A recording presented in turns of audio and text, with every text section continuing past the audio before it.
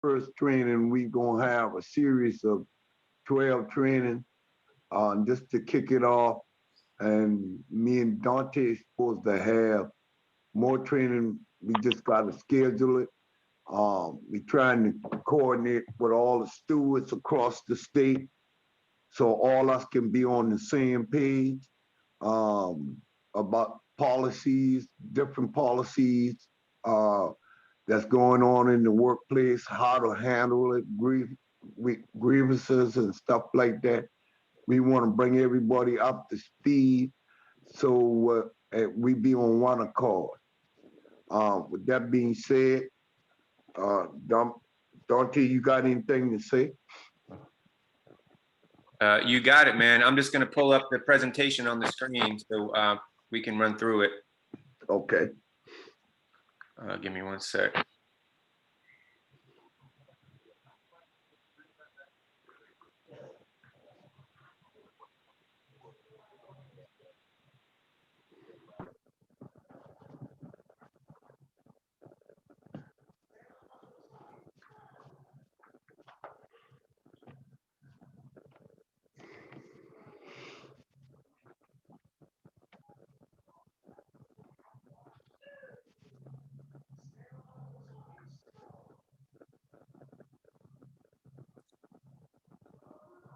All right, computer is jamming up on me.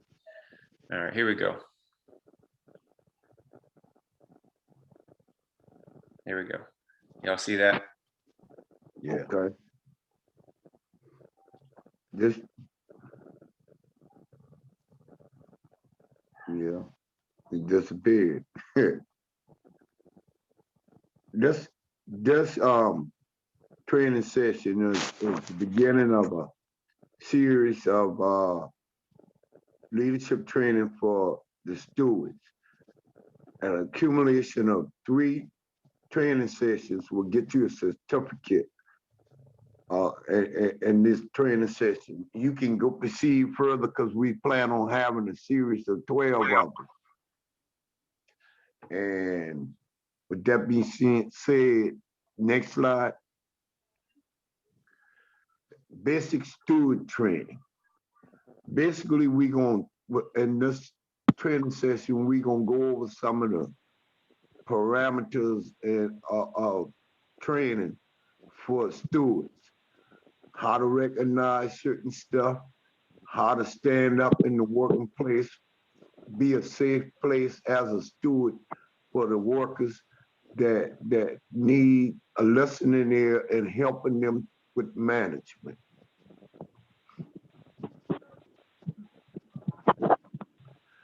UE members in action.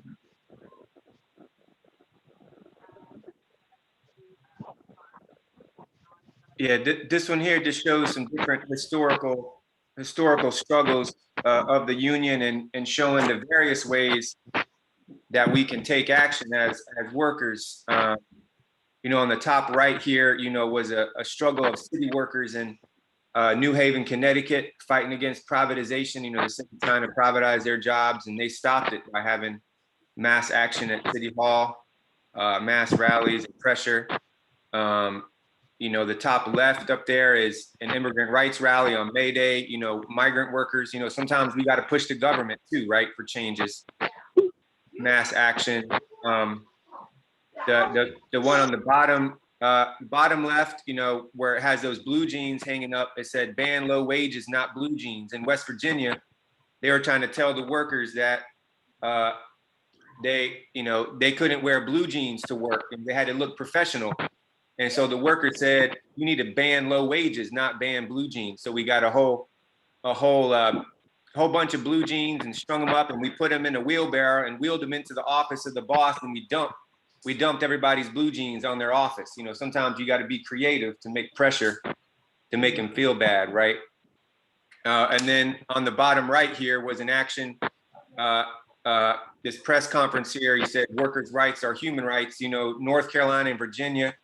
And we definitely want to welcome the new brothers from Virginia Beach on the line.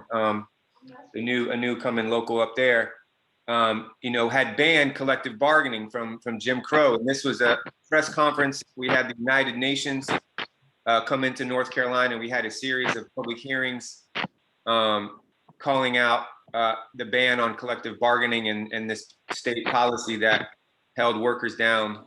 So this is just examples of some type of action, just for us to kind of think a little bit big and think creative about what we have to do as stewards and as leaders in our union. So can go on to the next slide.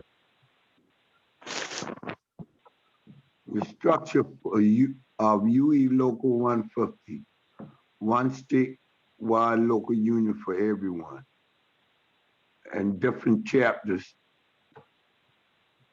that they have. GHS chapter, which consists of Caswell, Cherry, O'Berry, Central Regional, Murdoch, and Longleaf. UNC has several chapters. UNC Chapter Hill, NC State, NC Central, UNC Charlotte, and Greensboro chapter. Municipal chapters: Raleigh, Charlotte, Greensboro, Durham, and Rocky Mount. I want CAMU chapter, Cummins Diesel, and Valley Protein. And I think one of the things we wanted to share with this is that, you know, the view of our union is that you can't just organize one shop at a time, right? Our view is that we have to build statewide power, especially as public workers, but also as private sector workers. You see the CAMU is the Carolina Auto and Aerospace Machine Workers Union, which is our private sector. And we have two shops, diesel engine plant, which is an auto parts plant, and a Valley Protein, which is a meat packing rendering plant. We haven't yet been able to go statewide, even though Valley Protein, we're now agitating in 4 or 5 different plants across the state and building for actually a class action wage theft case. But, you know, our view is that we have to organize across the state. We have to organize power beyond just our one workplace and what we call our division councils. And these are the 4 division councils. And of course, in Virginia Beach, we're starting in Virginia Beach, but we're trying to spread out to other municipalities there too. But we want to welcome the Virginia Beach as part of, you know, they're not part of the local here in North Carolina, but, you know, we share a lot of history. We share a lot of the issues and struggles. You can learn a lot of lessons from the municipal worker chapters across North Carolina. And of course, we have members in other places. This is just our main chapters in these divisions, but we have members, like for instance at UNC and at almost all 16 UNC schools, right? We may not have the 50 plus to make us an official chapter, but we have, so we just kind of wanted to share some of that structure with you all to give you a sense. Do people have questions about this overall division council structure for our local? I just saw something on the chat by Todd Lou. You seen that, don't they? Go ahead, you want to read it? No, I don't see it anymore. Wait a I minute. can ask my question. I just asked, what does CAMU stand for again? Carolina Auto, Aerospace, and Machine Workers Union. Carolina Auto, Aerospace, and Machine Workers Union. It's basically our private sector division within the union, within the local. Mm-hmm. Manufacturing.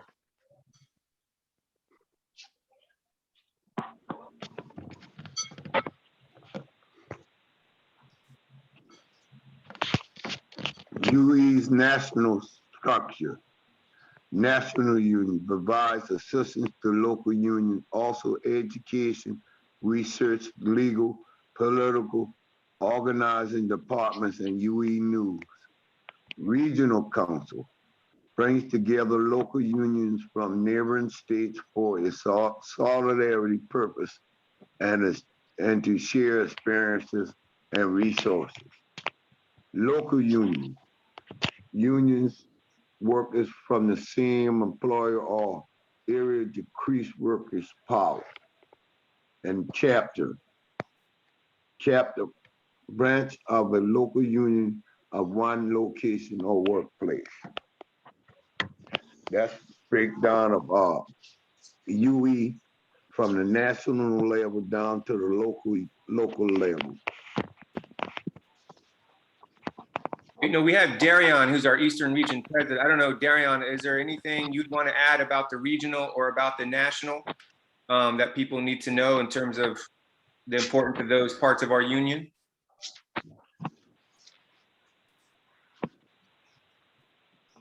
Basically, your regional council comes together and you know, all the different locals from your particular region bring their, you know, concerns or resources they need, things like that. Campaigns that's going on in different, you know, areas. So I would say that the local having a great relationship with the region, letting them know what's going on is a very good thing, because as within the region, we can vote on certain things. We can also push the national to do certain things also, as far as resources, maybe taking up campaigns nationally, maybe providing more organizers to a particular area where they're more needed, that they may overcompensate in other areas.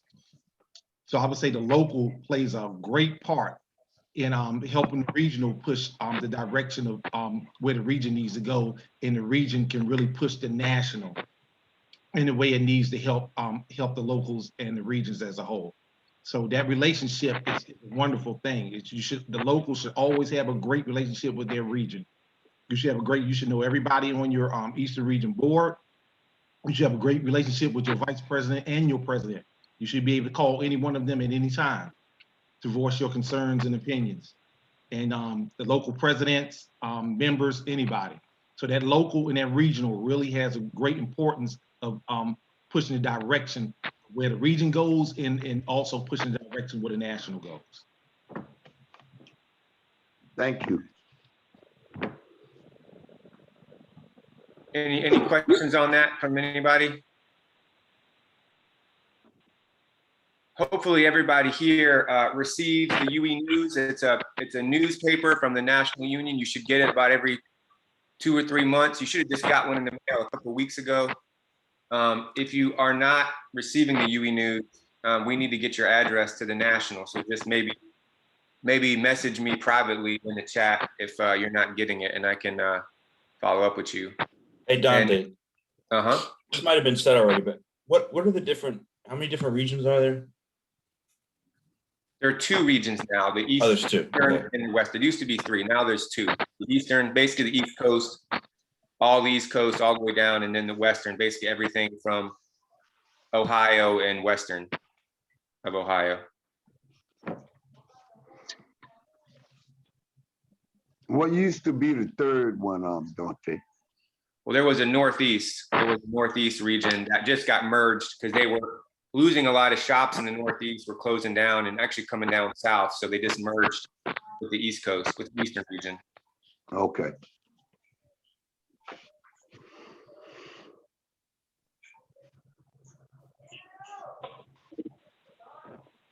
We as UE stewards first in the fight for workers' rights.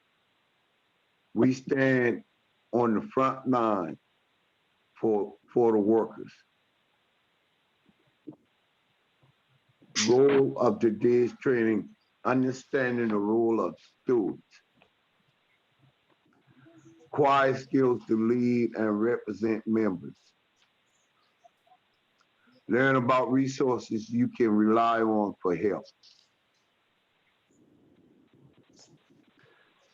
This is the certificate program I talked about earlier in the beginning of this training session.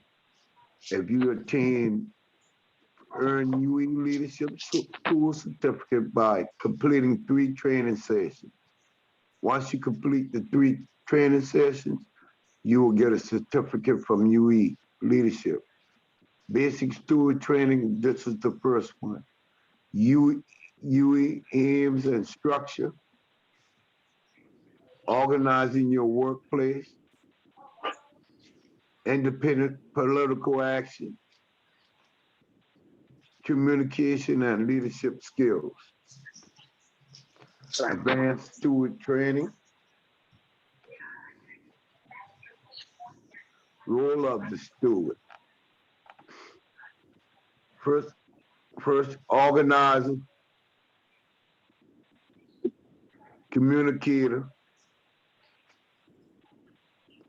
representative of the union at all times. Yeah, these are the three basic functions of the steward, right? The steward, like Craig was saying, are kind of the backbone of the union, you know, and we have to play multiple roles all the time in terms of keeping our workers organized, being in touch with the workers, keeping lists, you know, knowing when new people are coming in, communicating, you know, helping to share leaflets. You know, if your hospital or your facility or city puts out a new flyer, or if there's a new campaign, or if there's a sticker day, or if there's a petition, you know, they communicate that back, and communication is a two-way street, right? The stewards listen to the members. They hear from the members what's going on, the members that might not be able to attend all the meetings, and they collect that information and bring it to the union meetings or bring it to the leadership. And then if the leadership or the meetings has something that they decide, or a campaign, then the steward helps to bring it back to the workers. So it's a two-way chain of communication, always, you know, back and forth from the members, you know, to the leadership, and back and forth. And of course, they're representative of the union. They help to represent workers in the grievance process. They help represent workers, you know, in front of the boss. Sometimes they got to approach the boss and have a relationship with the boss. And we're mostly going to focus on that third role today. We're going to go, there's other trainings that you'll be seeing coming up, focusing on the organizer role and the communicator role. But a lot of the training, the basic training today, is going to focus on this idea of being a representative of your coworkers. Building power in the workplace. The key goal of the steward. The first one is organize. Have every one in your workplace, in your work area, on the same page, understanding the policies that dictate how you go, what you can do, and be the first to recognize violations of those policies, because first of all, policy is supposed to work two ways. One for the field person and one for management. Elements of union power. That critical mass. Would someone like to speak about that? What they think about what critical mass means?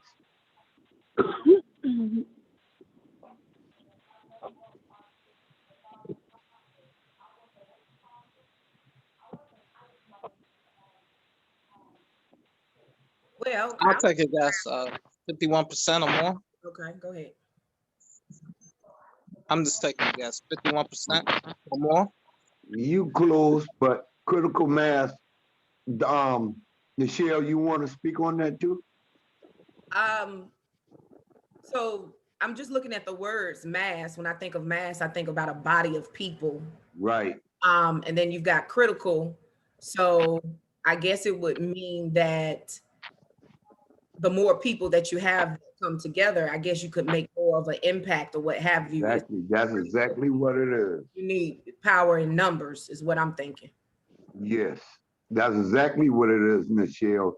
Critical mass, just my opinion, and I think I'm right on page with you, Michelle, is that, you know, if you have the consensus of your workplace, 80 to 90% of your workplace speaking on the same language and on board at one accord with talking to management, they will take more to listen to what's going on.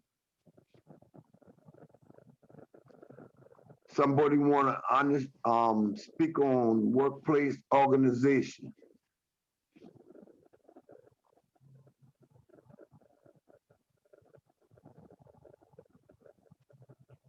Dominic, you wanna help me out with this one?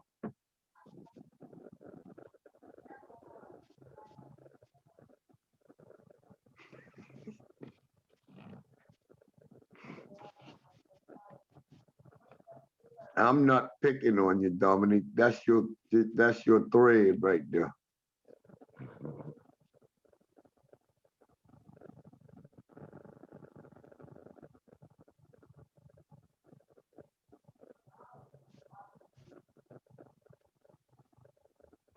Okay. Workplace organization. What that actually means is that if you gather everybody together and be on one accord with one issue or one grievance, everybody on the same page, they will come together and be their management would see one body coming at them with that issue. Instead of 2 or 3 people coming with different views at them, and be one person with the body right behind them saying the same thing. That's absolutely right.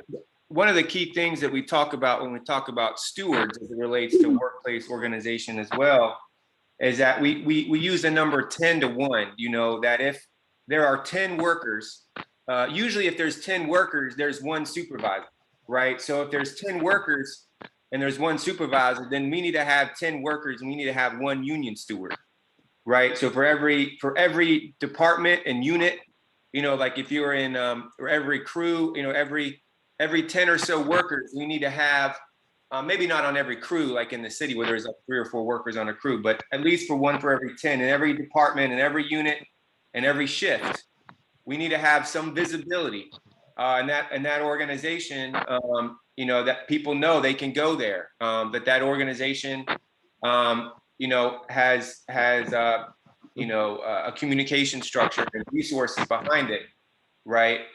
And to hold like exactly what Craig's talking about. But our goal is always to get 1 steward. So thinking about, I know a lot of y'all, there's, you know, a lot of these are y'all from workplaces where we have, you know, stewards in a handful of departments and sections, but we may not have stewards in every area or every shift. And so thinking about, you know, as at your chapter level, you know, this is something you can take back to your meetings in terms of how we can get there. Who are some new people we can recruit, right, to be stewards? Even if they never come to meetings, if they can play the role of representative and communicator, help get flyers out, help call us. You know, the power of the union is, that's the key. The other key word here is workplace. Is that it's on the job, right? It's not, the power of the union is not in our meetings, right? The power of the union is on the job. So with that, we can go to the next one.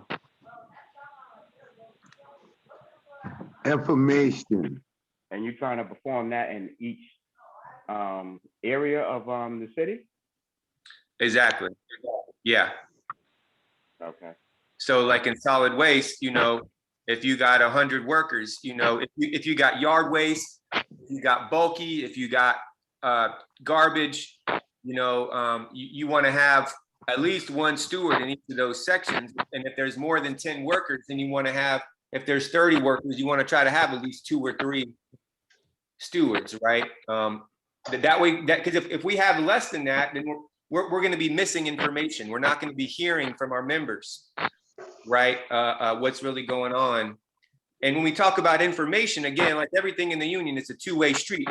Part of the information is we need to hear what are the workers feeling? You know, what you know, did somebody get injured on the job today? Did somebody get yelled at by management? You know, that information from the ground is critical for the organization to know. And that's why having 1 steward for every 10 workers, that way we're not missing stuff coming from our members.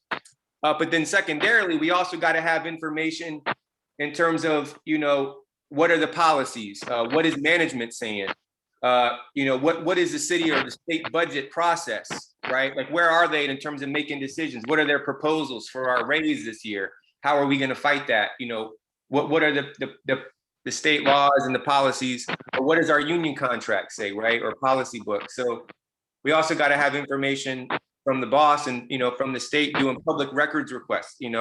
One thing we'll go over in the advanced training is, looking at public records requests and requesting, budget information, requesting information about how much your coworkers make, requesting other information. So information is also a two-way street. Did it answer your question, Gaston? Yes, sir. Hey, Dante, I got a question. So this is also about, so you're saying that 10 workers in the workplace period, or that are in the union, like based on membership or based on? Total workforce. Got it. Yeah. In some places, we don't even have one member for every 10 workers. So, which is why, again, that goes back to the critical mass. You want to have, having 10% of the workforce, isn't quite yet a critical mass. In some places, we're not going to get 50 or 80%, but critical mass also speaks to, sometimes you got to take action, like you need to go down to City Hall, or you got to go have a picket out front. So critical mass is, sometimes those folks may not be members, but they might sign a petition, or they might take some action with us, so that when we need to flex our muscles, the management knows that even if we got 20, 30%, 40, 50, 60% in the union, that we got, like Craig's talking about, 80 or 90% of the workers are with us, even if they're not, unfortunately, paying dues. We still got to do work to convince them to pay those dues, but they can still be supportive of us and building that critical mass, right? That's right. Community allies. Anyone want to speak about that? What they think of what community allies is? It's Dominic. Can y'all hear me? Yeah.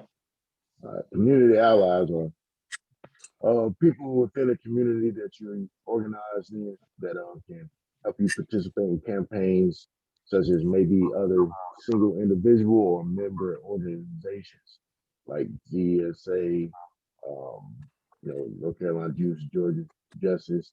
Churches used to play a real big part in organizing. Even now today, they can by offering space for meetings, or teaming up on initiatives that the union or that member organization deems important for the members of that community. Because you got to remember, we are union members, but we also are members of our own community.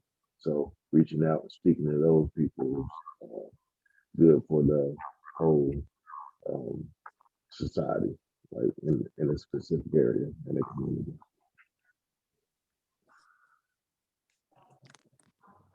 Well done, well said. And with them, say like campaign we got here in Charlotte about the budget, we pushing hard for them to not they think about not giving us a raise this year.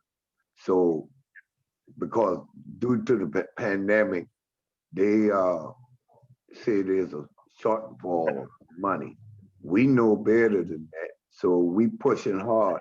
We may have to alert all our allies and come together to push back on them about that.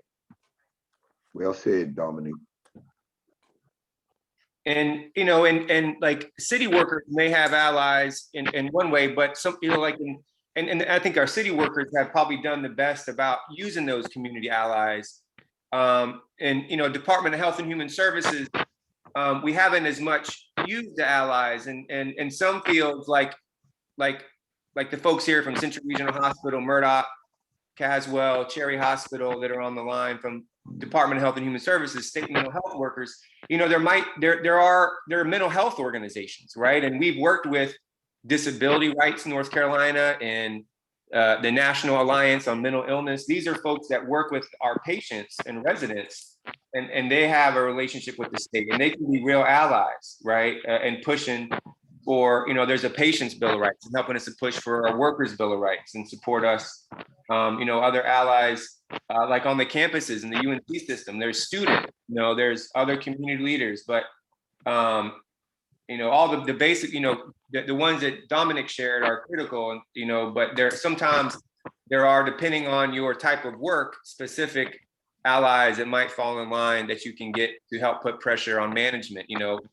Having a, like Dominic said, some faith leaders. We've had it where we had pastors come to the workplace and had a prayer and in the morning we had all the workers gather around and we had a prayer, and then you had a whole delegation of pastors that signed on to a letter, and the pastors marched in to the boss and the workers behind them, showing that moral authority, that this is a moral, a righteous issue, and that it impacts our community, and that these things on the job impact our communities, and they need to be resolved. And so it can be a real powerful way to pressure management. So again, stuff to think about, ways we can utilize our community allies, especially as public workers. These are all people who are elected. These are public taxpayer money. So community allies really play an important role.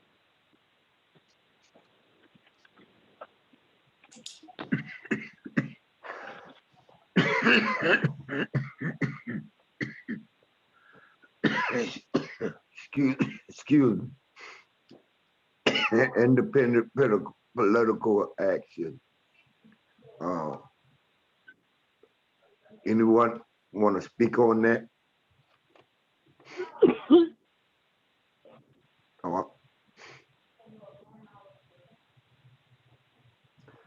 Mr. Darian, Mr. Darian, you being the Vice President of the region, how would you define this? Independent political action, that means as an organization, you go to your representatives, you go to your senators, your legislators, or your municipalities, your mayor and your city council or whatever, and you bring different issues up to them as a whole, as an independent union. So yeah. Whether it be workers having a workers' bill of rights, or whether the state, you have an issue with a right to work policy that they have, is issue with the state, things like that. You bring it out in the press. You use your newsletter. You use the news, television. You use the newspapers, things like that, to bring things to light, to make them acknowledge and acknowledge you and come to the forefront with these issues. And you come together as an independent union, and you deal with those particular issues that you have. Well said, Mr. Darren. Thank you. Absolutely. Can people speak to? I think Darian lays out, the critical parts of this, but can people speak to the independent? Why we say, what does it mean to be independent when we take political action? What is independent from whom? Who are we independent from? What does that mean? The Democratic Party, or the parties, the two-party system in general? Is that... Yeah, you want to speak on what that means? Yeah, that's right. That's right.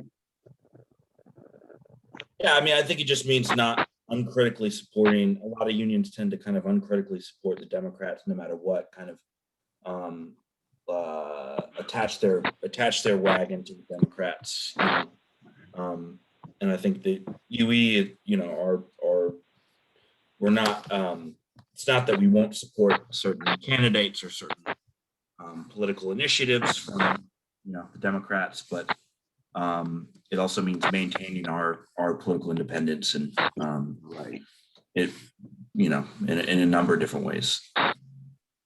Right. Well said.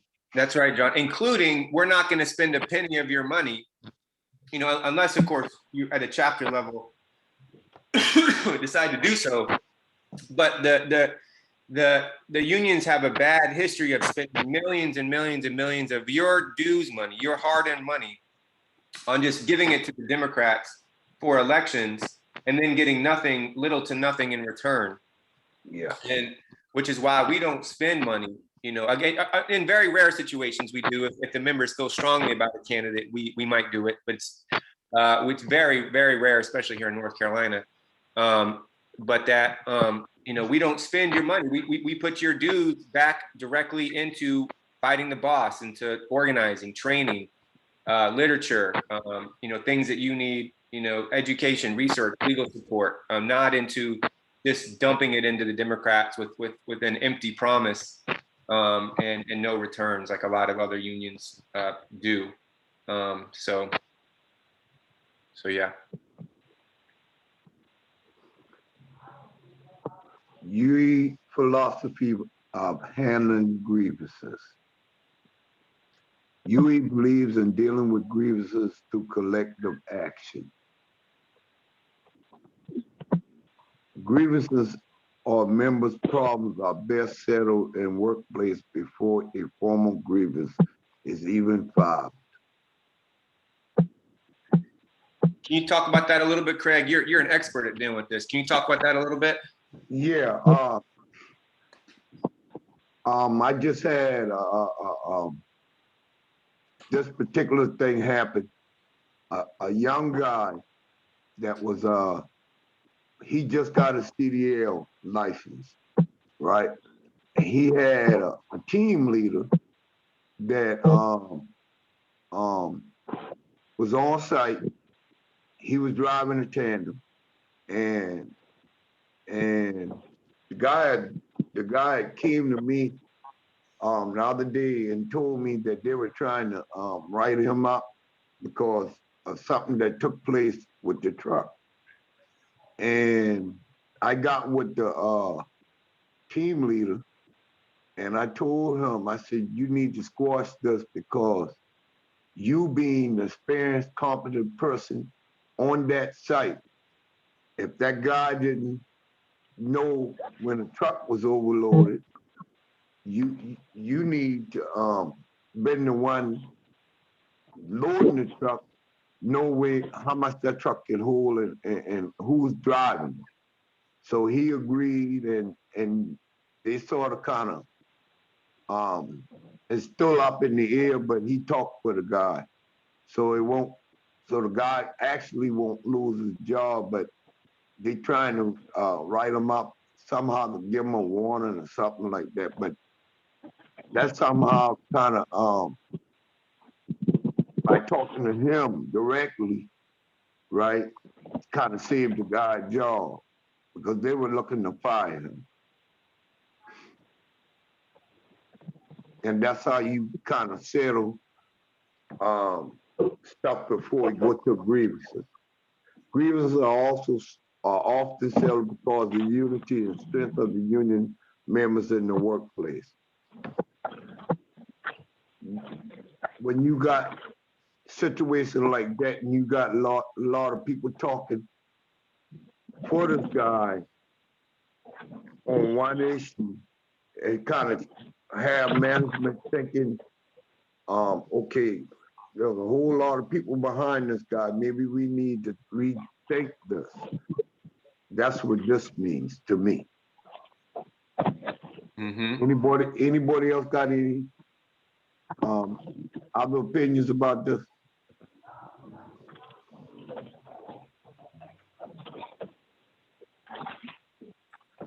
You know, the grievance policy, you know, except where we have collective bargaining, and everyone on this phone, we don't yet have collective bargaining. The folks in Virginia Beach are about the closest.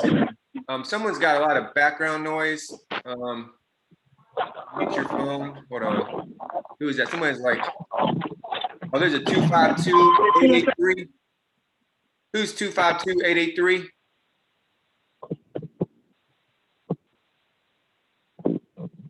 I don't know if you want to introduce yourself. Okay, I'm gonna mute you. 252-883-1081. Yeah, this is Brother Dietrich Edwards. Brother, say your name again, brother. Brother Dietrich Edwards. What's going on, Dietrich, with Valley Protein? Yeah, I'm a former employee. Great. Welcome to the call, brother. I appreciate Are you y'all, able man. Are you able to mute your phone? Yeah, I'm about to. Okay, thanks, bro. Appreciate it.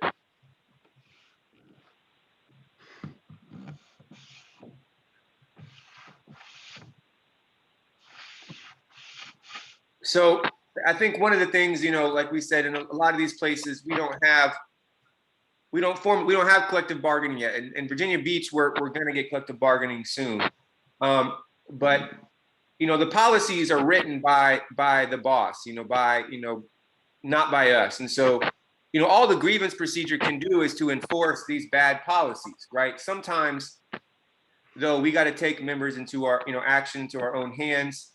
And we can show the boss where, we can resolve bigger issues for more people, through collective action than just, it's not saying that we don't use the grievance procedure. And we're going to talk about the grievance procedure a little bit towards the end of this training, but that we always want to think about before we start waiting on the grievance procedure, how can we get more workers involved? If one worker reports a problem, how does that problem impact everybody else? Does it impact everybody else? That's something we always got to ask. What is the impact of this issue? How can we get more people involved? Sometimes when one worker is terminated, that might be the person who's directly on the line, but maybe the policy isn't fair, or maybe, maybe that person has a great experience and getting rid of them is going to demoralize or upset everybody and make everybody else want to quit. And so, doing things like having workers sign petitions, that's the most common thing that we do. And we're going to go over some more tactics again in a little bit. But, like having people, when someone's terminated, not just filing a grievance, but starting with having workers to circulate a petition in the unit that says, this was a great worker. This woman was awesome. She made a lot of contributions. We need her. The firing was unfair, and having those workers approach management and challenge management. Because even if you do go through a grievance procedure, them feeling that unity and strength from the coworkers, whereas if someone is fired and the boss thinks that everybody hates them and this person was a problem and nobody likes them anyway, then the boss is gonna, no matter how strong your grievance is, the boss is always gonna have that in the back of their mind. Well, I was trying to get rid of this person. This person was a problem anyway. But by showing the workers come forward with their support, it really challenges management to really look closely when they're even when they do consider the grievance. They're going to have to look really, really closely because they know that workers are watching, and that if they don't settle the grievance right, that it's going to make more workers and it's going to make their life more stressful on the job because of the workers standing behind this person, right? I have a question. Uh-huh. This is Ebony Garrett. So with because I hear you say, I know you broke down collective bargaining at one point in time to me, and I may need you to do it again because I had a question. So the example that he used about the young man, and let's say they did want to fire the young man, but it was a lack of training. Are you saying because we're not able to enforce policy, we can help keep the job, but can we enforce? I think one of the things in my job, I feel like when they get ready to fire someone and write them up, is because there's no training policy. There's no procedures or steps to training. Are we not able to come together to work to enforce something like that because we can't collective bargain? We just got to try to save the person's job. Or maybe I misunderstood. Maybe I didn't. No, we're saying. I mean, for you all as city workers and as state workers, and even sometimes like in places like Valley Protein and other private, there is a grievance procedure, right? And there is a way to appeal if a policy is broken. There is a way to formally file a grievance, right? And we're going to talk about that. So, but what we're saying is that before you get to the filing paperwork and before you get to filing a grievance based on just looking at the policy, we got to start from the basic principle of fairness. We got to start there. And the policy does not always enforce fairness, right? That's not always what the policy management can do, often what, what they want. And so what we have to do before that is we have to show that there are workers united, that workers are willing to take action. Sometimes workers call out sick because managers treat them some kind of way. Everybody else has solidarity, right? With that one worker. People can turn their backs, and again, we're going to go over ways to do that. But what we're trying to say here is that we need, before it gets to the level where we got to file some paperwork and we got to file a grievance if a policy is broken, we need to think about what is action that we can take to show the unity and the strength of the workers to oppose management. Exactly, Right. Michelle. Dante, can I interrupt you for a minute? Yeah, of course. Yeah, please. The chat was going on, and Todd Lou and Michelle hit it right on the head. From a steward standpoint, us as stewards, we got to know the policy. Without knowing the policy, you got to go over the handbook with each in your workplace with each of your stewards.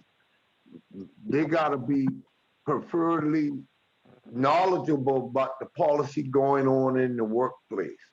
So therefore, if it's an infraction going on of the policy, then you would have some kind of understanding of what's going on and how to defend that infraction. Maybe for a later date, my job as chief steward across the state, I'm a little busy, but what I was trying to set up with Dante was, we all as stewards get together and form a steward council and do a training where the chief stewards from each chapter get together with their stewards and learn the handbook in their workplace. The knowledge is power. If you know the handbook, sometimes you can take the handbook and their rules and turn it right back around on them, because management think there's one rule for them and one rule for us. So if you hand them back the rules, they'll think twice about doing certain things. Thank you for that, Michelle and Todd. Does that answer your question, Ebony? Sorry, I was trying to respond to the chat. Yeah, you know what, to be honest, when you're going through so much with work, you almost forget about the handbook. And I was like, duh, so yes, you almost forget because you're just in the midst of everything going on. So thank you guys for sharing that, and I'm speaking on it. I appreciate it. Great. No, it's important. And if people have questions, please speak up. We want to be as interactive. It's really helpful to hear your questions, because that helps make sure that we're explaining this correct and you understand really what we're talking about. So thank you for asking that. Dante, may I just interject here? And then also, Ebony, and this is just for everybody, not just Ebony as well. Make sure you've got the most updated version of the handbook. Exactly. What Yeah. happens is they may change the policy and they may not reissue the new, updated version. So you also have to make sure that you're operating from 2020 or 2019, and they've already released new policies for 2021. So make sure your handbook is updated. And while you're on the screen, Michelle, will you show everybody a picture of that notebook we put together for the stewards with all the policies down? I saw you had a copy of it down in Charlotte. Yeah. What? So, and it has all of your information. It has policies in here from the city of Charlotte, and it gives you a booklet to refer to. So that's the most important thing, is get your handbooks, get the policies that have been issued in the city, your employer. And that's great. Yeah, thank you for that. Let me ask you another question.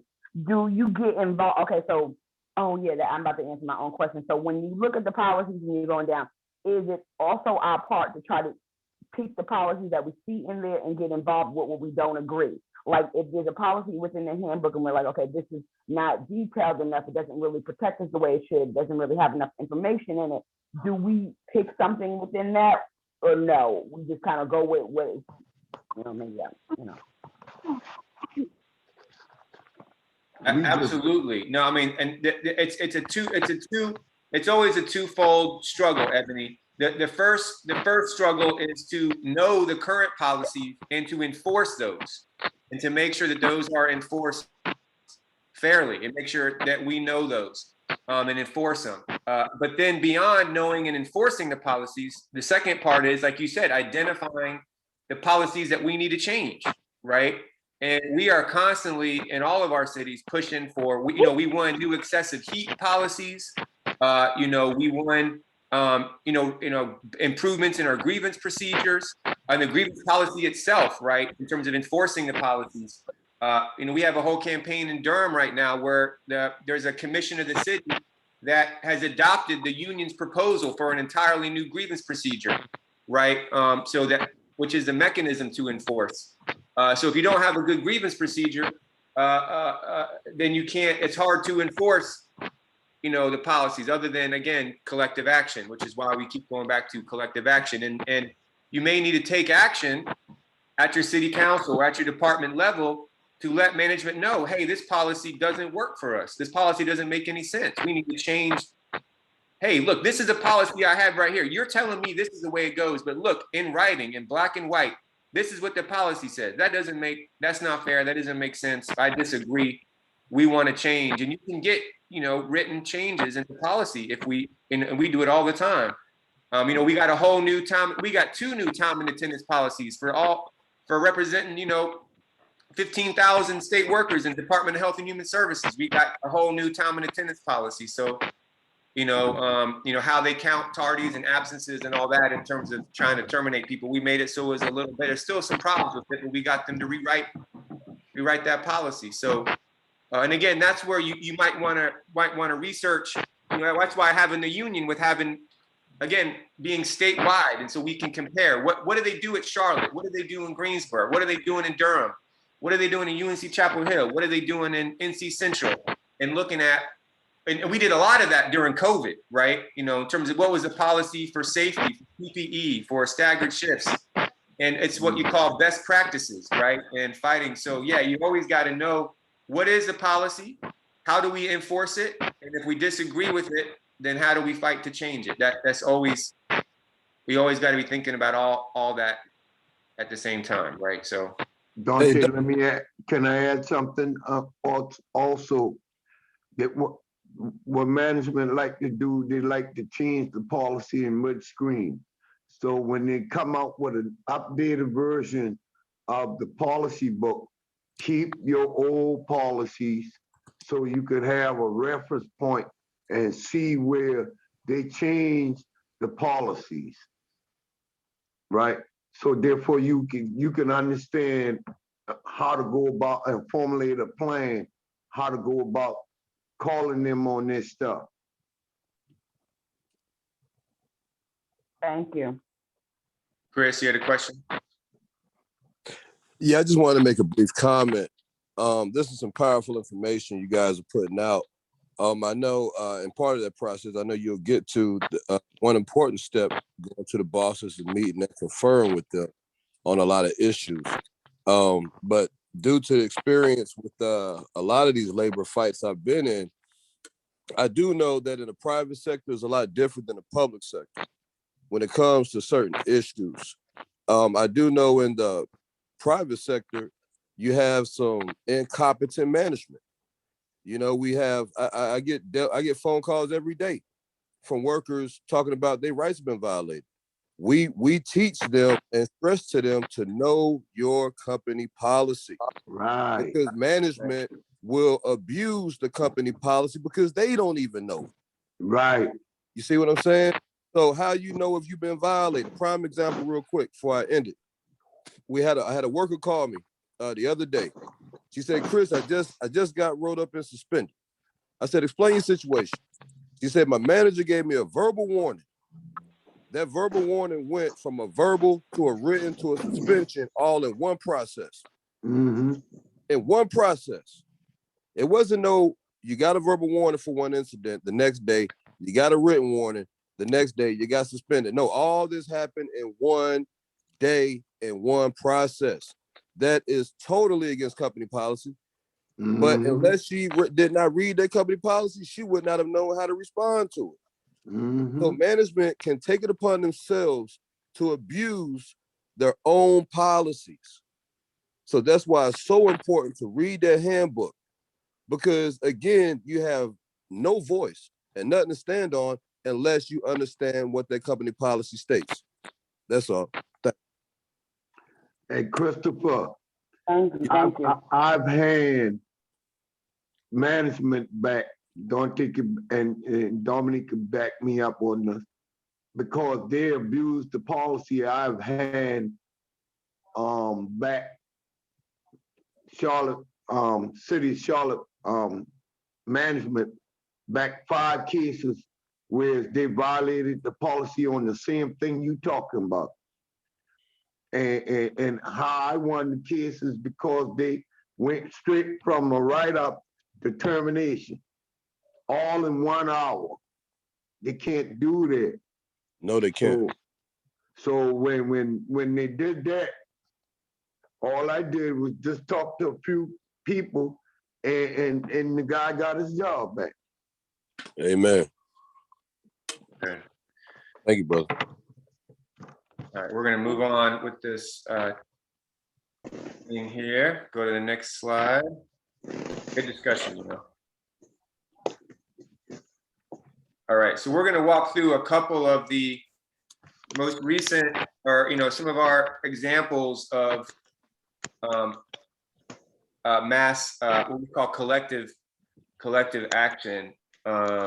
Y'all may have known, most recently, this is a picture here, the Virginia Beach waste management workers, back on August 25th, 2020, they were upset. They had not been given any hazard pay at all. And so they put down their keys and they didn't load their trucks for a day. They didn't file a grievance. They didn't say, oh, it's unfair, that Norfolk got 2,000 and, they didn't file paperwork. They said, no, we're not going to work today. Right. That's an extreme example, but, they did that. But what's important is that by taking this type of action, not only did they win just a $1,500 hazard pay bonus check, they won several other things. Their city manager now meets directly with them at least once or twice a month. And in those meetings, they have been able to secure over $3 million in new equipment, new trucks that they got, new sanitation automation trucks. They got a 10% adjustment to their whole pay scale raise. And there's several bosses, I think they were all pretty sure they were all white, but definitely racist bosses, the director of solid waste, the director of the whole public works department, the director over in fleet management, several people in human resources, all got forced to resign, got forced out of there because they exposed them through this collective action. And so, the bigger the action, the more you're going to be able to yield in terms of change. And of course, a work stoppage, a strike, that is the highest form, as well as a workplace occupation, occupying your workplace and refusing to work. That's the highest form. We know not everybody's ready to do that, but we always got to keep that on the table because management knows that in the end, that's always in the back of their mind. Anything that they do, they need you to work, right? They are paying you, and your power is in your labor. The fact that you are keeping the city, the hospital, your facility running, they need you to work. So the biggest thing you can do is not work. And that's where our labor power really comes in. But there's other forms of that we're going to go over that lead up to and can help us build up the confidence to have a work stoppage. For instance, here in West Virginia, these workers had their shoe allowance taken away. They were given a shoe allowance and it was taken away. So the board, the Turnpike board, was having a meeting, like their bosses, whether it's a city council or a commission or a board, a Turnpike board in this case, was having a meeting. And so they showed up in bulk and had a rally and had a press conference right out front and packed the meeting. Like they jammed in that meeting and held signs right in front of the decision makers. And management right then and there, they reversed their decision and paid the workers their shoe allowance, right? Right then and there, they made the decision on the spot, right? Similarly, you all may know in 2006, sanitation workers in Raleigh were being forced to work overtime. They weren't even counting the hours they were working. There was no time clock. They were just being paid for 40 hours. And these workers said enough was enough. Again, refused to load their trucks. And they went on in this case, about a two-day strike, September 10th and 11th of 2006. And again, not only did they, we did a whole wage theft case and we had to sue them in court and to get the back pay to prove how many hours we had worked, but they hired additional staff.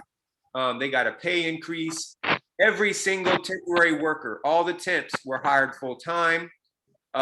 Everybody had their personnel file cleared. You know, anyone that had a write-up or anything in the personnel file, because management was so out of control, they cleared everyone's personnel file. It's across the board, cleared them all off, clean slate. And the mayor got on the back of the truck and was riding around, and the mayor set up a system of meet and confer, and we won payroll deduction so we could collect union dues out of the paycheck, all from workers staying together. It was a huge advance in the level of organization and conditions on the job from workers staying together. Over in, health and human services, mental health workers. These are some of the kitchen workers that were working in the kitchen at Dorothea Dix Hospital. And they were treated unfairly. They weren't given fans. They were working in a hot kitchen and it was, boiling in there and there wasn't enough staff and they were being forced to work overtime and they had enough. And so they circulated a petition. They got almost everybody in the shop to sign a petition. And the picture you see right here, this is the group of workers that physically got together. They didn't send an email to the boss. This group of workers, about 20 people, took the petitions and marched straight into the boss's office. And everybody got in there in their face and said, you better deal with this. We are sick and tired of these treatment of this condition and not having enough staff. And they marched into the boss as workers. And they won many improvements. They got fans put in there to keep them cool. They got, they hired more staff. They dealt with some of the problematic issues by them coming together and taking that critical mass action. So we're going to go through a couple of tactics. And again, there's we're going to do one of the trainings that's actually coming up. I know we have these two trainings coming up, a little plug here in terms of talking about actions. On April the 13th, we're going to go over this a lot more detail. What is a full campaign look like? What are some of the steps we can take? How do we escalate pressure? Where do we start in a campaign like this? Sometimes it's a little campaign. Sometimes it's a campaign that lasts a whole year, right? But we're going to talk a little bit about some of these tactics. Hey, Dante. And yep, go ahead. You talk a little bit more about that training, the time and all that stuff. Next one. Yeah, so at the end, we'll make an announcement about the next upcoming trainings. But in case folks jump off, it is Tuesday, April the 13th. Please mark your calendar. It's a Tuesday. We're going to have two different times available. There'll be one available at 12 noon. In case those that work in the evenings or that's easier to take on your lunch break, we'll have it at 12 noon. And then also at 6 p.m. So those that work in the day can also join us. So it's the same training, which is offered two different times at 12 noon and 6 p.m. on Tuesday, April the 13th. And that will be led by Carrie Thompson, who's our national education department, our co-director of the education department. She'll be leading that training. And we're going to go over how to fight on the inside. What is all the ways to put pressure on boss? bosses, how do we build campaigns? How do we get more workers involved and taking action with us? So we're just giving one slide on that today, but she's going to have a whole training focused on that. Thanks, Dante. All right, Craig. So do you want to read through some of these different workplace tactics that we can use? Okay. Yeah. Okay, buttons and stickers. That we are here in Charlotte, we have sticker days, and we give out buttons to be worn in the workplace to be visible, to let them know that UE is here, we united, and we see and we stand committed. That's what buttons, stickers. Petitions. We do petitions to let them know, get a group of workers to sign a petition so that unfair workplace practice can be put on notice and let them know that we don't agree with what they're trying to do. Signing group grievances. Prime example, say that one particular supervisor is doing undermining and bullying and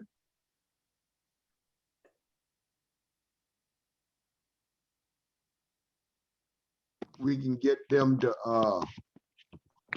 the people who going through this, we can get them to sign a group grievance against that supervisor so that he would be put on notice that the next time you do that, we gonna really put you out there.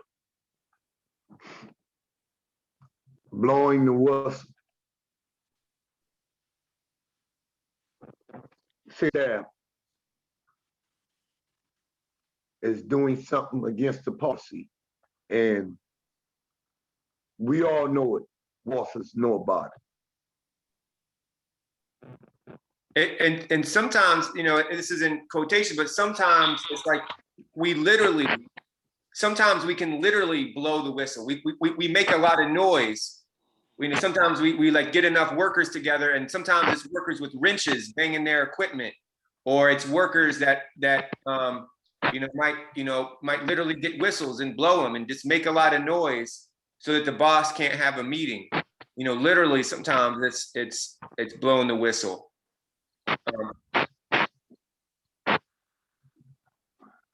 But then the opposite of that is silent treatment. Go ahead, Craig. Sorry. the silent treatment. When of course I'm boisterous, so don't you might have to explain that. Oh yeah, sure. I know we haven't used this probably in Charlotte, but imagine if you got a bunch of workers sitting in a meeting with management, and everybody just sits there. Sometimes you can literally put tape on your mouth, where you can sit there and nobody say nothing, and management asks you questions and trying to get you to talk, and everybody is united and just being silent.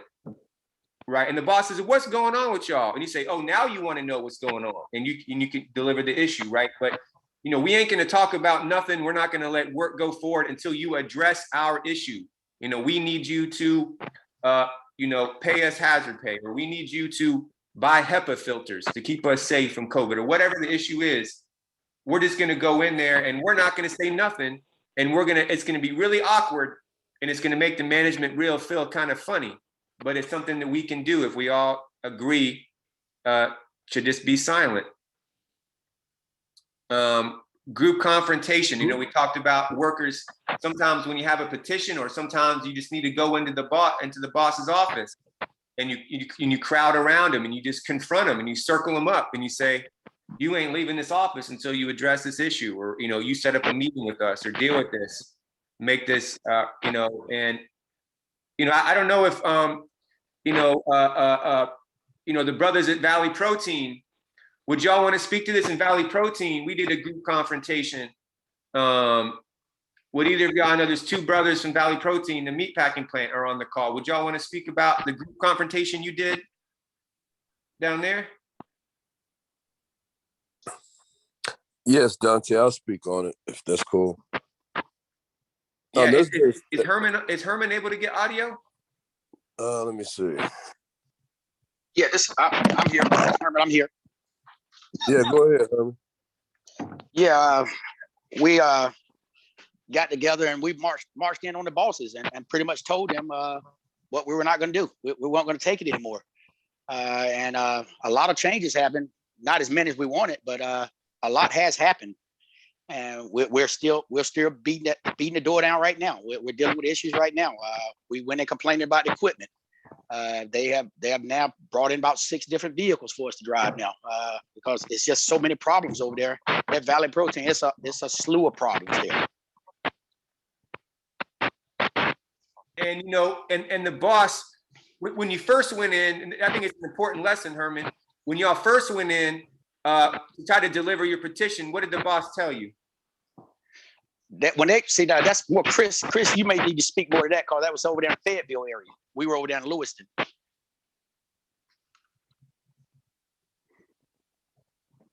Yes, we had a Safe Jobs, Save Lives campaign back in July, August of last year to erase a lot of the issues that the workers were dealing with, such as working during COVID.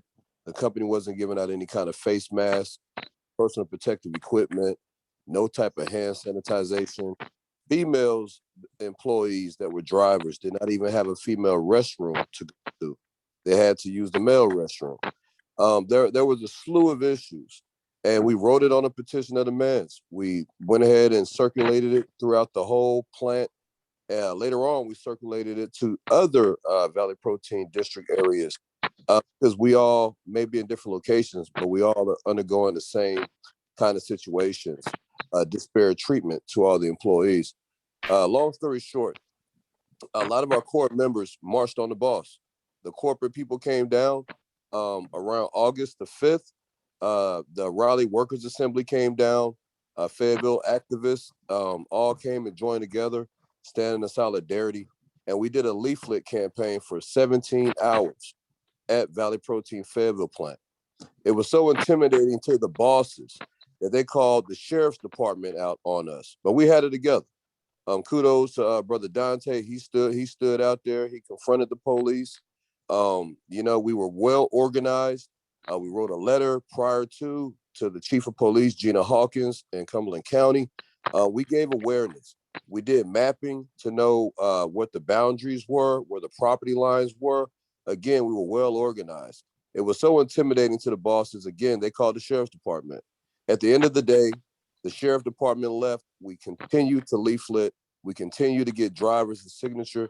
The truck drivers were honking their horns, standing in solidarity with us. It was a day of action, and it woke a lot of people. And it made a big, broad statement that the workers have the power. So we're still continuing to spread this amongst all the Valley Proteins in Fayetteville. Dante spoke on a brief action. There's a big class action lawsuit now. We won a big major class action lawsuit with the National Labor Relations Board for the violation of your rights under Section 7 and Section 8. And they had to post these notices in their plants. They didn't want to, but they had to let all the employees know that the employer will not, must not, shall not, and cannot interfere with workers' union sympathies. They cannot interfere with the engagement of organizing around concerted activities. So the message was broad and plain, and we're continuing to hammer away at that company until they treat workers with respect and dignity and kill the wage theft. You know, so we're continuing to fight this war. And I won't say we're a long ways from giving up until the workers realize that we run that plant. Management doesn't. Right. And can you, I guess the piece that was really, really powerful, man. The piece about when y'all had the petition and you had your core group that went in and confronted the boss, how did the boss respond? I think this is an important lesson. How did the Yeah, boss yeah. respond? Now the bosses ironically, the day of marching on the bosses, I was meeting with some corporate bosses as well, you know, on a grievance issue that I had. The core members marched on the other corporate executives who flew down from Virginia. They read the petition of demands in front of them. The management tried to respond with, well, it's COVID, we need social distancing. So the core members said, well, let's go outside. And they went outside where there's plenty of room and plenty of space. And they stood there in front of the bosses and read that petition of demands. When they went to sign it, handed to them for them to sign it, they refused to take it. They said, well, we don't have the authority to take this petition, which we know was a lie, you know, because they were the mouthpiece of the boss. So we then turned around after reading it to them, we still handed it to them, but we sent a certified copy to the owner with plant worker signatures, with driver signatures, and even we had our community allies send supporting letters to the corporate and to the owner of the company, letting them know that the community is engaged. Even our District 9 city council member was engaged. We did a speak out, you know, during the town hall on Valley Protein, and a resolution, you know, for safe jobs, save lives. So these actions were very powerful. And to this day, they're continuing to fly down from Virginia. Whenever they see some feathers getting ruffled and they see that smoke, they know it's a fire. And we continue lighting fires on them. So yeah, they were intimidated because it never happened to them before. They'd never been confronted by workers before. Just to give you some kind of insight, it's like slaves working on a plantation. They beat them down every day, forcing them to work. Plant workers work 3 weeks in a row, 12-hour shifts. Drivers are forced to work 70 hours a week. But what did they get in return? Nothing. You know, so people got tired. And so the bosses, they didn't know how to take it. So they refused to take the petition. So we had to certified mail it to them. Yeah. Yeah, I think that you know, that when the workers first delivered it to them, the bosses said, no, we can't meet with you. Y'all are a union. We're not going to recognize no union. And the workers stood their ground and they refused to leave and said, no, you're going to set up an appointment with us. And they stood there and they forced the boss to set up an appointment for later, for outside. And the boss came and they had a meeting where they got to deliver. So they had to, you know, we always got to prepare our people. It's not going to be easy when we confront the boss. They're not just going to accept our demands and even literally take our paper. They're going to try to ignore us. But if we stand firm and we keep pushing, we can push through. So even a private company like Valley Protein, you know, where you're an at-will employee, you know, these workers stood together and were not scared and made some changes. We're going to keep pushing through this. Our goal was to get done by 11:30. So we're going to try to maybe kind of just kick it up a notch and just try to get through these last few slides of this training. So, you know, some other things are like informational picketing and rallies. You know, we've had rallies and informational pickets. And then the last thing is called work to rule. And work to rule is a whole training in itself. But work to rule is basically when everybody follows the rules so closely that it slows work down. But you got to have a lot of workers doing it together, where you're following the rules, you're dotting your I's and crossing your T's, you're doing every measurement, you're doing everything by the book, so much that it slows production, it slows the services down, where the boss gets upset and deals with you. So these are some sample tactics that you can think about in your workplace to push. So, you know, sometimes we cannot resolve things through collective action. Again, collective action is the best way, but sometimes we actually have to file an actual written grievance. So Craig, I'm gonna let you read through these, and we're gonna try to get through these slides quickly. Okay. You're freezing up. Unfair discipline. Discrimination and harassment. violation of FISA, ADA, FMLA, and other federal or state laws. Failure to correct or update personal files. Changes in conditions or schedules in some municipal chapters. Performance review. Now, the state changed, and in some cities now, there's a trend where you can't actually grieve your performance evaluation. That, 10 years ago, most all of our areas you could. They're trying to take that back. State workers cannot, and a lot of city workers cannot anymore. That's still a fight that you can actually grieve, but we can still file an appeal, but it's not an official grievance. But yeah, it's a performance review. So filing a grievance. These are the key things you need to know. Know your time limits.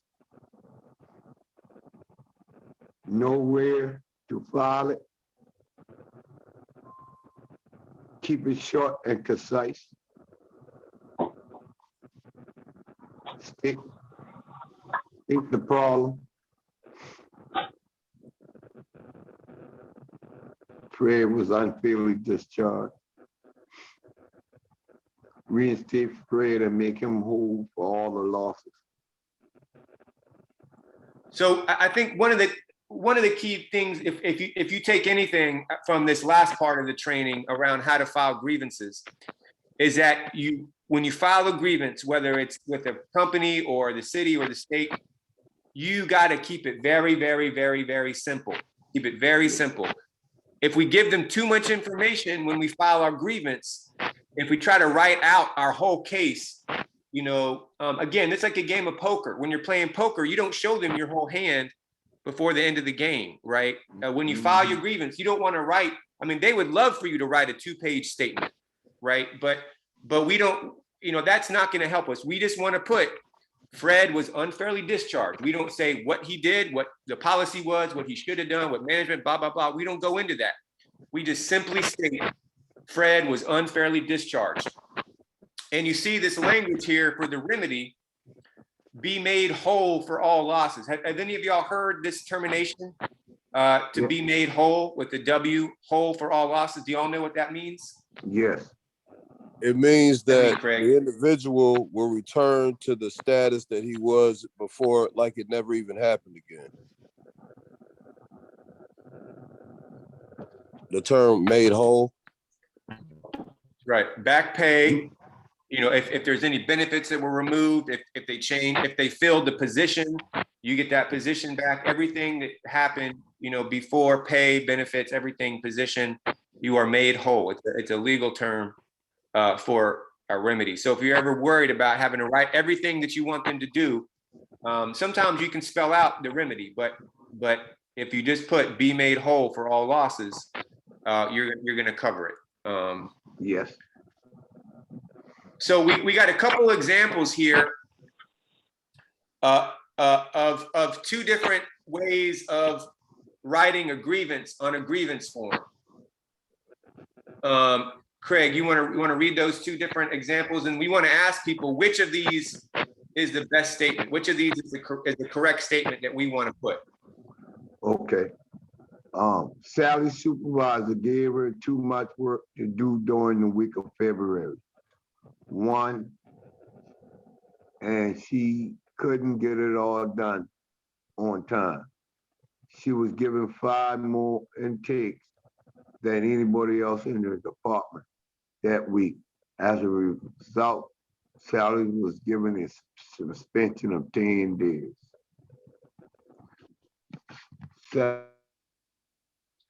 Or the second option would be Sally was unfairly suspended. So which is, if you're the steward and you're writing a grievance up for Sally, which of these options would you write on the grievance form? Number 1 or number 2? Number two. Number 2. Number 2. That's right. Number 2. Keep it simple. What about this one? What is the best remedy? Which one do we want to include?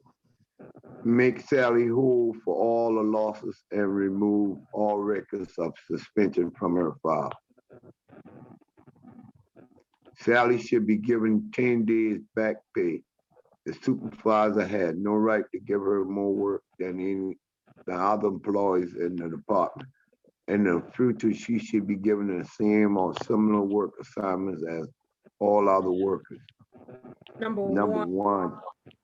That's right. Again, the key language, be made whole. Yeah. And keep it simple and straightforward. You start talking about 10 days, maybe they held her out for 30 days and maybe you're selling her short. They're only going to pay her for 10 days if you're only asked for 10 days, right? So you got to keep it, you never know what you're going to be missing out on. So we kind of went over this pretty detailed. You know, one of the key things as a steward, you got to know your procedures, you got to know your policies. So maybe one piece of homework for everybody coming out of this training is to request a copy of your policies. You know, if you can get a written copy, it's better because you're going to have access to it. A lot of employers now put them online and it's hard to get to. Or maybe it's a weekend and you're dealing with your steward and you don't have them at your house and you need the policies. So we want to encourage everybody here to print out a full copy of your policy handbook and to make a file where you have it and start to study those, right? And maybe, like Craig said, we want to pull together people in your workplace to start to look at those together, to talk about them, to see what we want to change. And so remember, it's not just about grievances, but the steward is also an organizer, which we'll have a training on.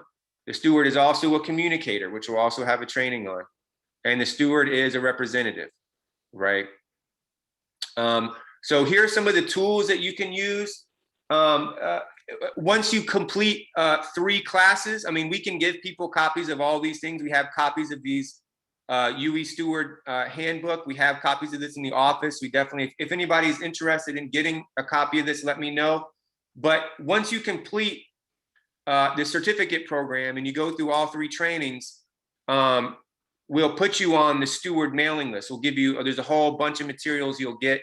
But every month, the National Union puts out these steward guides here. Here's 2 examples of them. You'll get them mailed to your house. Hopefully some of you on this call, hopefully at least a good chunk of you are already getting these mailed to your house. Craig and Dominic and y'all get these mailed to your house? Yeah, I get them all the time. Okay. Yeah. Everybody that's a steward or definitely a chief steward should be getting these. They're mailed from the National Education Department once a month. But there are these, these handbooks that we have that go to a little more details about some of the things you need to know as a steward. We can get you those. The other really, really important resource, and this is an old picture, is our UE Union website. Let me show you this. I'm actually going to exit out and I'm going to show you the website, and we're almost going to be done here, y'all. I just want to show you all this. Where to find, there's a whole bunch of materials. Why is my computer not loading this? There's a whole bunch of materials on the union's national website. So I'm going to show you just really quick. If people, has everybody been to, can y'all see that? UE Union? It's real easy to remember, ueunion.org. Our national website. And right here on the main screen, there's 3 things right here. You click on resources for taking on the boss, right on the main screen. And there is a whole bunch, information for workers, steward, the first line of defense. These are examples of those things that you get mailed every month. And you can click on these and there's different subjects that you can go to anytime you need something: workplace rights, workplace issues, negotiations, protecting your jobs against layoffs, management schemes, political action, discrimination and harassment, health and safety laws and how to use those laws in the workplace, worker-friendly laws like FMLA, ADA, how to use those, effective local unions, you know, things for organizing in your workplace, building a healthy union, and then grievance handling, right?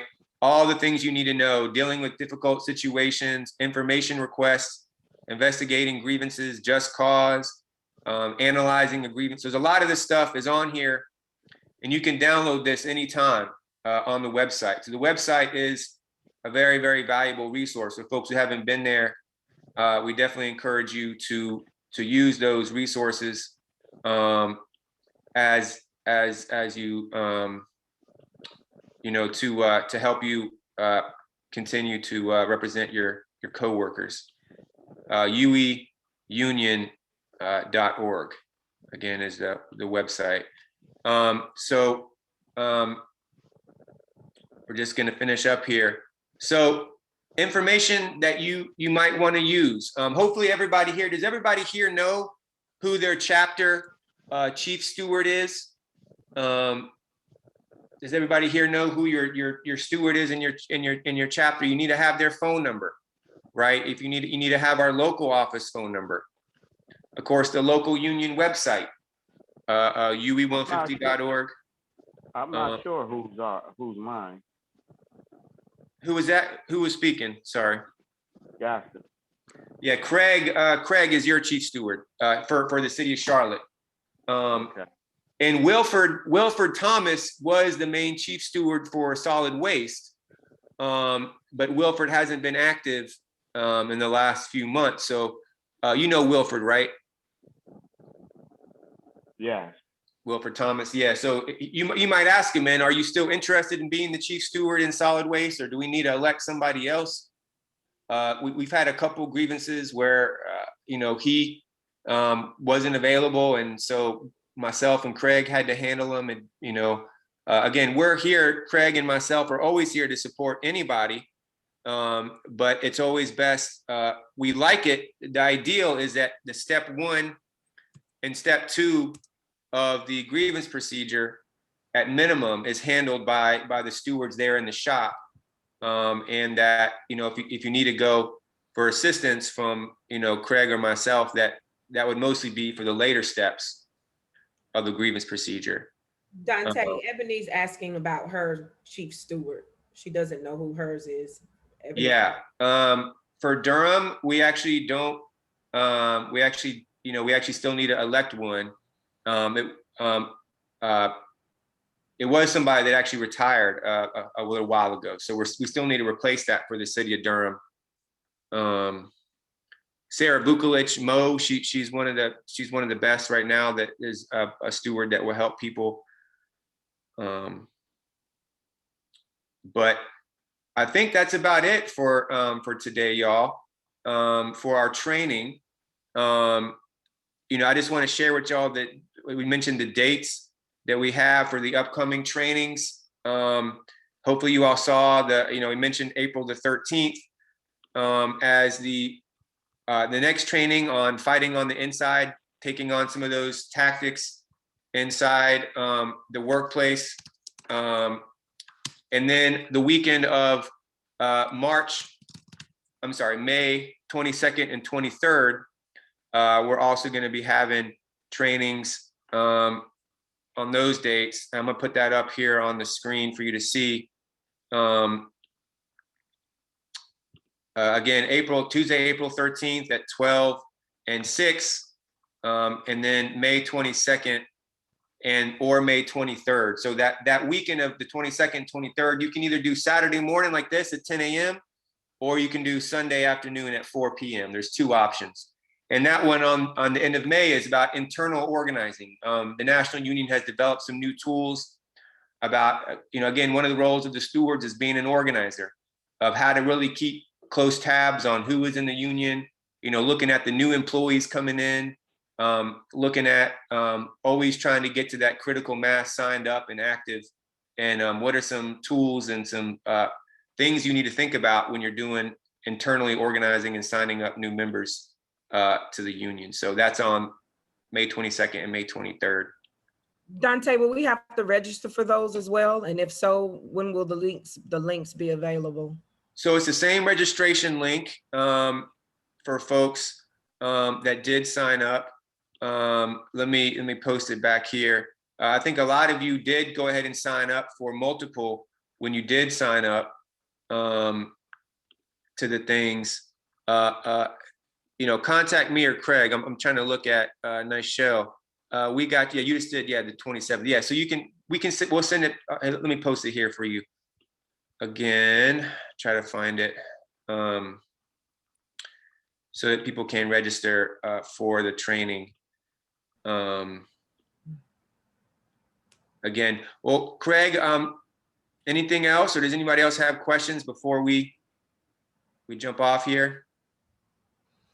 Yeah, I was gonna say, Dante, if it's the same link, I can go through and do what I need to do with it, so I can get my other 2 trainings in. Yes, thank you.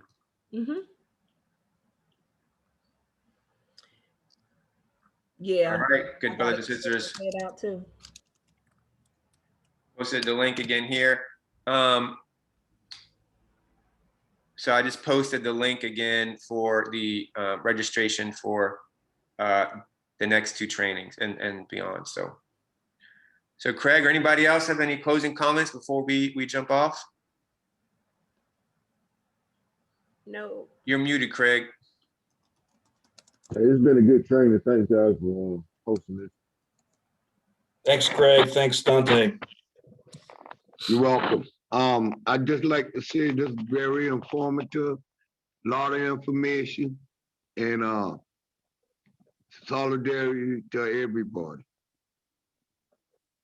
Solidarity. Y'all have a good weekend. Take care. Stay safe. Thanks, y'all. Good day. Thanks, everyone. Have a good week.